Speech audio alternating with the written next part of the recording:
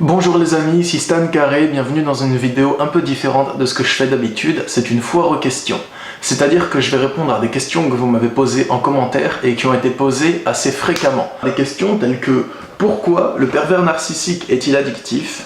Suis-je un pervers narcissique ? Ah, pas moi, hein. Non, je veux dire les personnes qui se posent elles-mêmes la question de « Est-ce que je suis un pervers narcissique ?» On m'a souvent posé cette question et j'aimerais vous permettre d'éclaircir votre point de vue là-dessus et aussi quels sont les ateliers et les événements que je mets en place. Mais tout d'abord, avant de vous répondre à ces questions intéressantes, laissez-moi vous présenter deux personnes que je souhaite vous présenter. La première, c'est pas moi, c'est pas la personne qui est sur ce tableau, mais c'est la personne qui a fait ce tableau. Je le trouve vraiment trop cool, parce que sur ce tableau, il y a tout ce que j'aime. Il y a moi en tenue de Dragon Ball, et franchement, j'adore Dragon Ball, je pense que vous avez capté si vous regardez mes vidéos. Il y a mon didgeridoo, et différentes choses que j'aime. L'art de communiquer avec l'univers, c'est mon premier livre. L'éveil spirituel, coach, écrivain, conférencier, sophrologue, développement personnel. Et en plus, il y a le cosmos derrière.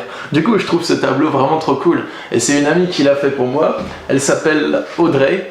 Et elle fait des lectures d'âme et soins karmiques. Elle se connecte à l'âme de la personne, à son ressenti. Elle voit les vies antérieures de la personne. Donc c'est les prestations qu'elle propose. Il y a des images de vie antérieure qui lui viennent et elle vous les décrit et vous les explique. Et ces images de vie antérieure sont en lien avec certains problèmes que vous rencontrez dans votre quotidien actuellement. Du coup, ça veut vous permettre d'élargir votre point de vue sur votre situation et de voir des choses qui pourraient se répéter de précédentes existences. Et ce qu'elle propose également, c'est de faire des jolis tableaux comme ça à certaines personnes, sur demande, sur commande. Ça, elle le fait en fonction du ressenti qu'elle a avec la personne, elle se connecte à la personne, à son énergie, et franchement, je trouve qu'elle fait ça super bien. Du coup, si vous souhaitez lui passer commande d'un joli tableau ou de lecture d'âme, de vie intérieure, eh bien, je vous invite à la contacter. Il y a son lien dans la description, le lien de son groupe Facebook ou de son adresse mail pour vous renseigner ou parler avec elle, elle est super sympa. La deuxième personne que je souhaite vous présenter, et d'ailleurs, concernant ce tableau, je l'accrocherai ici, prochainement, mais je ne l'ai pas encore fait parce que j'ai pas de marteau. La deuxième personne que je souhaite vous présenter, ça va être Stéphane qui organise des voyages Maroc en conscience. Alors Stéphane, il a fait une vidéo où il a présenté ma chaîne sur sa chaîne YouTube, et j'ai trouvé ça super sympa.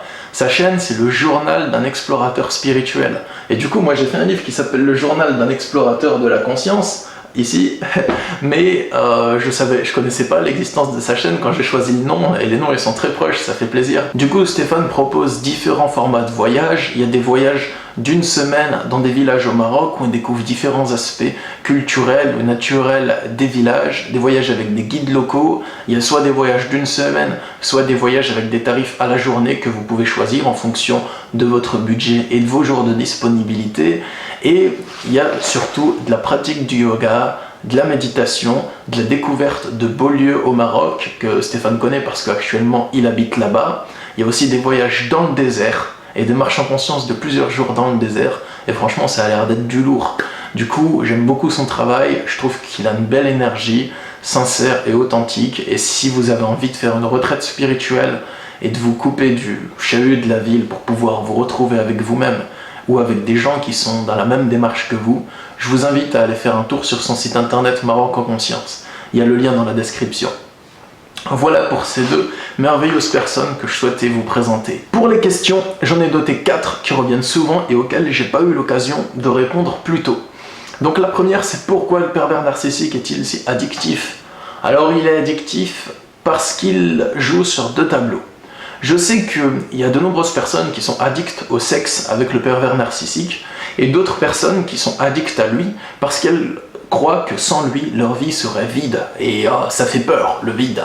Que leur vie ne ressemblerait à rien, qu'elles seraient toutes seules dans le noir. Et c'est dommage. Le pervers narcissique joue sur deux tableaux. Le premier, c'est qu'il va repérer ce dont vous avez besoin. Il va voir ce dont vous avez le plus besoin, ce dont vous manquez dans votre vie, et ensuite il va vous en donner tout plein d'un coup.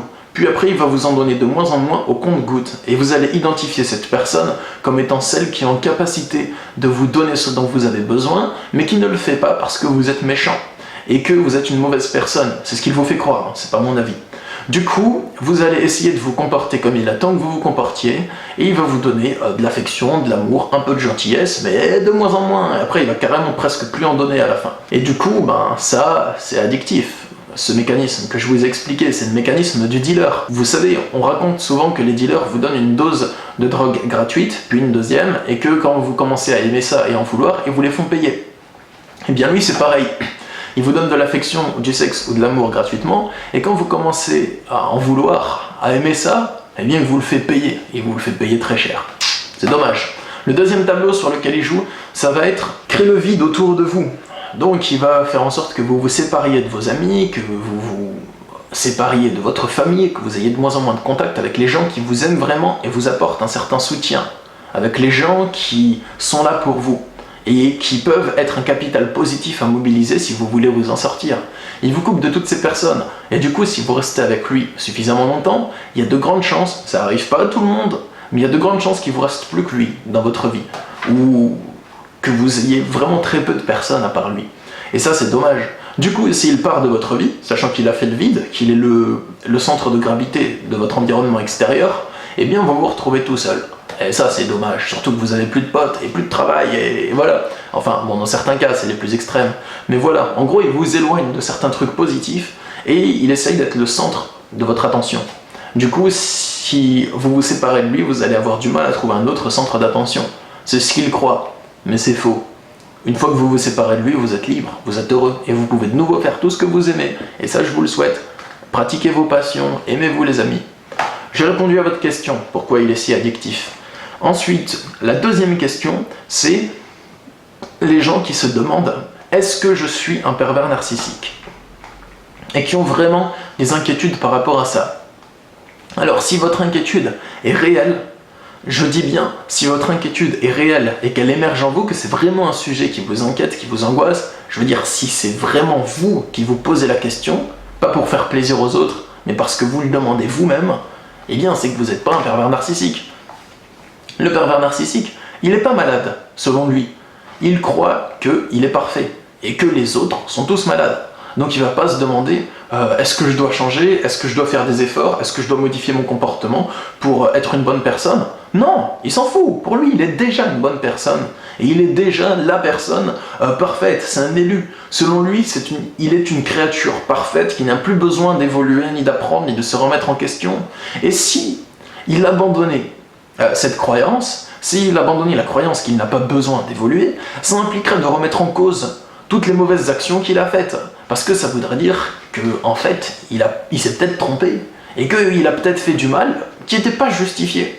Et du coup, il ne supporterait pas de vivre avec cette culpabilité, ces reproches qu'il s'infligera lui-même. Il n'est pas assez fort intérieurement pour arriver à faire du développement personnel, pour arrêter de se sentir coupable et pour se pardonner. Vous voyez ? Ça fait longtemps que j'avais pas bu dans une vidéo, hein. Du coup, si vous vous demandez réellement si vous êtes un pervers narcissique, eh bien, non, vous n'en êtes pas un. Peut-être que vous avez vécu avec un pervers narcissique qui vous a traité de pervers narcissique, ils le font souvent. Ou peut-être que c'est pas le cas, et que vous avez simplement certains traits de comportement qui ressemblent à ceux d'un pervers narcissique. J'essaie de couvrir tous les cas possibles.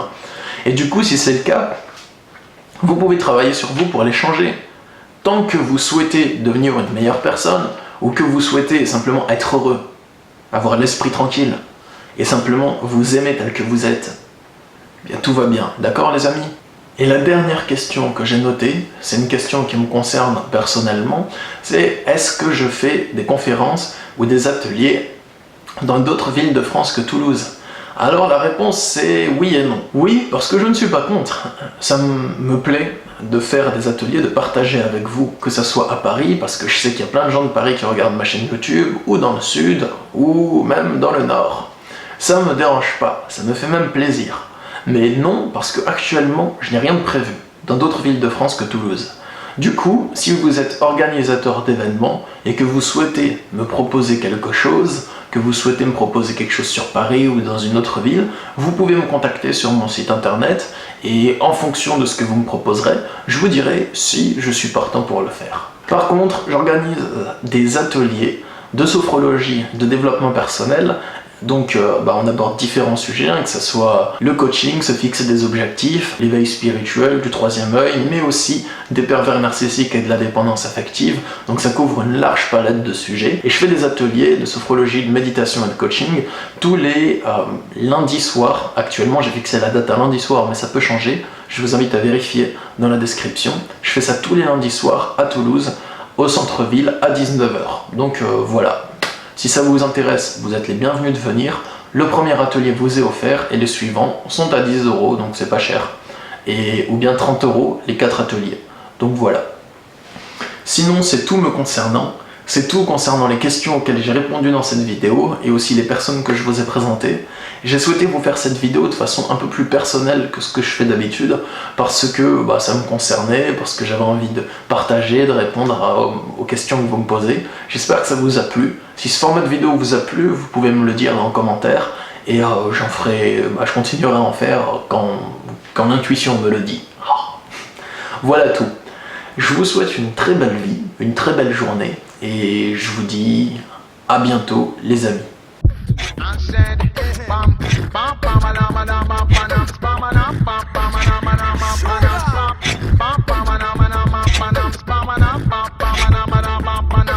This is Ragamuffin from the ghetto youth camp. Anyway,